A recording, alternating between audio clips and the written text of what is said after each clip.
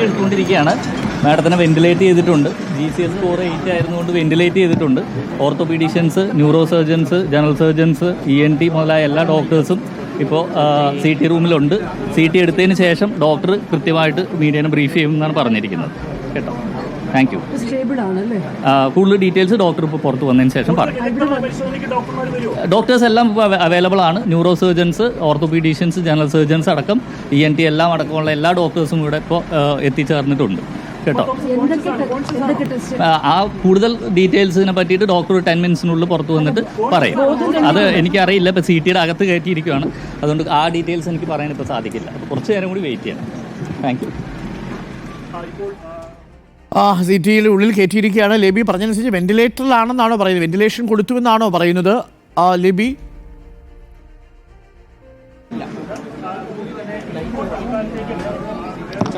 Doctor Arunkumar, ഇപ്പോൾ hospital PRO ആണ് പുറത്തേക്ക് വന്ന വിവരങ്ങൾ പറഞ്ഞത്. ഇപ്പോൾ നിലവിലെ അവസ്ഥ അനുസരിച്ച് സ്റ്റേബിളാണ് അവസ്ഥ. CT സ്കാൻ എടുക്കാനുണ്ട്. CT സ്കാനിൻ്റെ റിസൾട്ട് വന്നതിന് ശേഷം കൂടുതൽ വിശദാംശങ്ങൾ പറയാം എന്നുള്ള വിശദീകരണമാണ് നൽകിയിരിക്കുന്നത്. ഇങ്ങോട്ട് ഹോസ്പിറ്റലിൽ എത്തിച്ചതിന് ശേഷം കാഷ്വാലിറ്റിയിൽ നിന്ന് പ്രാഥമിക ടെസ്റ്റ് നടത്തിയതിൽ നില അപകടാവസ്ഥയില്ല എന്നുള്ള കൃത്യമായ വിവരമാണ് ആശുപത്രിയിൽ നിന്ന് ഇപ്പോൾ ലഭിക്കുന്നത്. വിദഗ്ധ പരിശോധനയ്ക്ക് ശേഷം ഇപ്പോൾ ഡോക്ടർമാർ തന്നെ അത് സംബന്ധിച്ചുള്ള വിശദാംശങ്ങൾ നൽകും എന്ന് പറയുന്നു.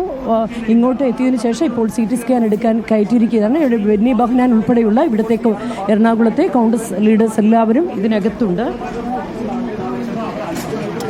അല്പം 6:45 കൂടിയാണ് അപകടമുണ്ടായത്. അതിനുശേഷം നേരെ തൊട്ടടുത്ത ആശുപത്രി ആയതുകൊണ്ടാണ് ഡോക്ടർ ഇങ്ങോട്ട് തന്നെ എത്തിച്ചത്. കലൂർ സ്റ്റേഡിയത്തിന് തൊട്ടടുത്ത പാലാരിവട്ടത്തുള്ള ആശുപത്രിയാണ്. റിനയും എടുത്തിട്ട് ഇങ്ങോട്ട് പെട്ടെന്ന് തന്നെ എത്തിക്കുകയായിരുന്നു.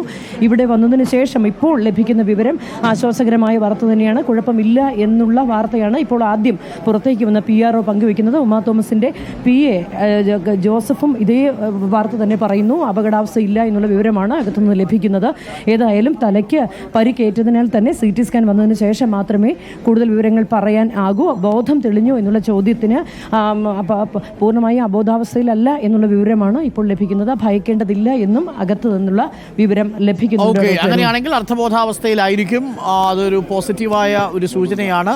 ഉമാ തോമസിന്റെ ആരോഗ്യനിലയിൽ കാര്യമായ പുരോഗതി ഉണ്ടോ എന്നുള്ള കാര്യം 10 മിനിറ്റിന് ശേഷം നമുക്കറിയാൻ സാധിക്കും. അപകട നിലയിൽ ഇപ്പോഴും പൂർണ്ണമായി തരണം ചെയ്തതെന്ന് പറയാൻ കഴിയില്ലെങ്കിലും അത്യാസന്ന നിലയിലല്ല. കാരണം ഇപ്പോൾ ഡോക്ടർ പറഞ്ഞതനുസരിച്ച് PRO പറഞ്ഞതനുസരിച്ച് അർത്ഥബോധാവസ്ഥയിലാണ് ഉള്ളത്. CT സ്കാൻ എടുക്കാൻ കയറ്റിയിരിക്കുകയാണ്. വീഴുന്ന സമയത്ത് സ്വാഭാവികമായും പരിഭ്രമിച്ചിട്ടുണ്ടാവാം. 20 അടി ഉയരത്തിലുള്ള ഗാലറിയിൽ നിന്നാണ് ഉമാ തോമസ് MLA ജവഹർലാൽ നെഹ്റു സ്റ്റേഡിയത്തിലെ ഈ ഭരതനാട്യ പരിപാടി തുടങ്ങുന്നതിന് തൊട്ട് മുമ്പ് താഴേക്ക് വീണത്.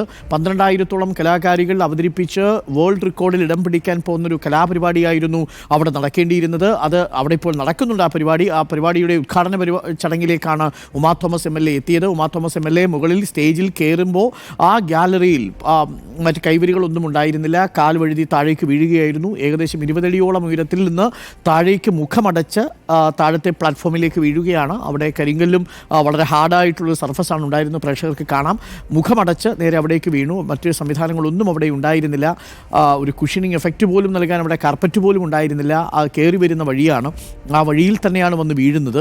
വീണു കഴിഞ്ഞതിന് ശേഷം മുഖമാസകലം രക്തം പുരണ്ട നിലയിലായിരുന്നു ഉമാ തോമസ്. ആശുപത്രിയിൽ കൊണ്ടുപോകുന്ന സമയത്ത് അൺകോൺഷ്യസ് ആയിരുന്നു, അഥവാ അബോധാവസ്ഥയിലായിരുന്നു എന്നാണ് ക്രിട്ടിക്കൽ കെയറിലെ ഉമാ തോമസിനെ ആംബുലൻസിലേക്ക് എടുത്ത് കയറ്റാൻ സഹായിച്ച ജീവനക്കാരൻ പറഞ്ഞത്. ആശുപത്രിയിൽ എത്തുമ്പോഴും ഏകദേശം അബോധാവസ്ഥയിലായിരുന്നുവെന്നാണ് ആശുപത്രിയിൽ എത്തുമ്പോൾ കണ്ട ബൈജു കൊട്ടാരക്കര പറഞ്ഞത്. ഇപ്പോൾ നമുക്ക് PRO നൽകുന്ന വിവരമനുസരിച്ച് CT സ്കാനിന് കയറ്റിയിരിക്കുന്നു. ന്യൂറോ സർജൻ അടക്കമുള്ളവർ, ഓർത്തോപീഡിക് സർജന്മാർ, ജനറൽ സർജന്മാരടക്കമുള്ളവർ, ENT അടക്കമുള്ളവർ ഇപ്പോൾ CT സ്കാൻ നടക്കുന്ന റൂമിലേക്ക് എത്തിയിട്ടുണ്ട്.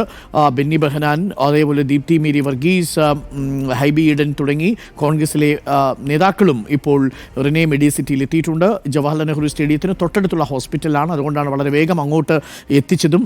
രക്തം വാർന്നിട്ടുണ്ട് അല്പം.